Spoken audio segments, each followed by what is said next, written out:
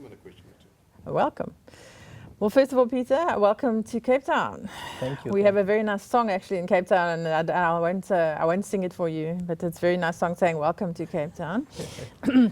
It's really good to have you here, and it's a real honor that we can have one of our first homegrown African winners of the Global Teacher of the Year award visiting us. So what are your first impressions of Cape Town?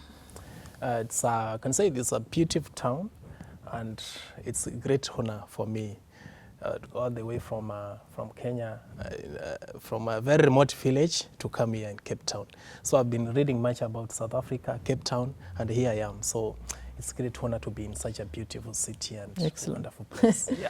Well, it's good to have you here, but can you tell us just very quickly how you've managed to do so many wonderful things in a country that is not very wealthy? But I'm really interested also in how you're managing to use ICT in your teaching, even though you don't have a lot of, you don't have a huge amount of money to invest in it, because we have a huge emphasis on ICT in teaching in the Western Cape. And some of our areas are quite remote and rural. I'm not sure, maybe not quite as much as Kenya, but they are quite far. How do you actually use ICT effectively in that situation? So I can say that, first of all, I appreciate the fact that I'm the winner of the Global Teacher Prize.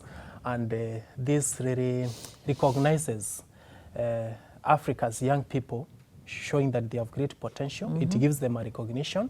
And then number two, it also recognizes teachers that they are also, what they are doing is wonderful work.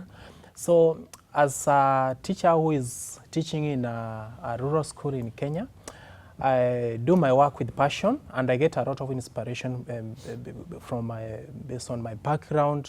Even my own father was doing great work, so it inspired me, and to really have that passion, you know, doing the work with teaching with the dedication, so, and also being creative. So that's what I'm doing, and I use creative ways like use of ICT.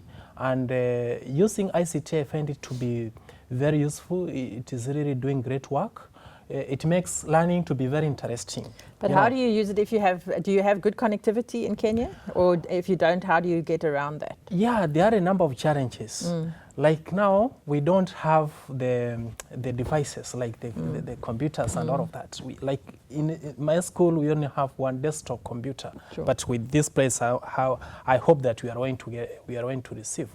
But it's not about those devices.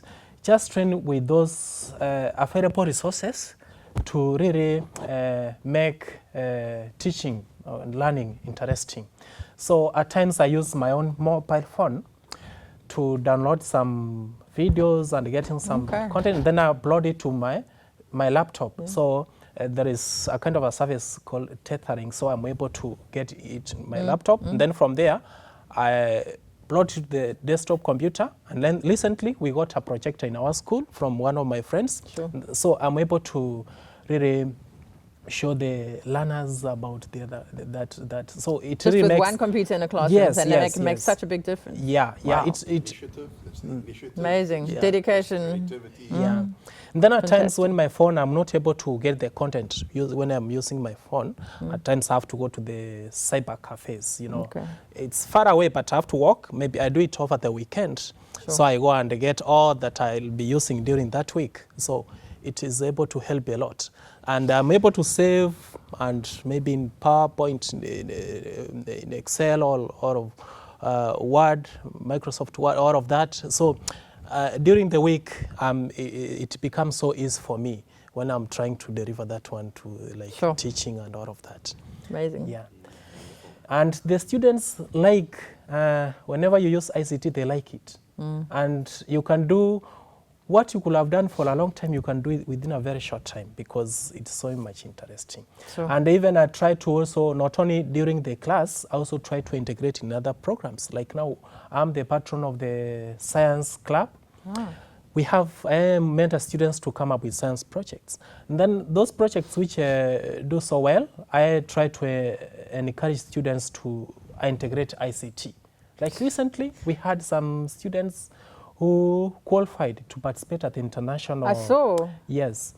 And where the was that trick, In Phoenix, Arizona. Arizona, yes. Yeah, and the trick with that was all about integration of ICT. Sure. I told them that you have to integrate, you have to do something ICT. So we don't have ICT in our school as a subject. So I had to teach them. Within 6 months, they were able to get all the skills and packages. So and it then just I shows introduced anything's them possible, to, eh?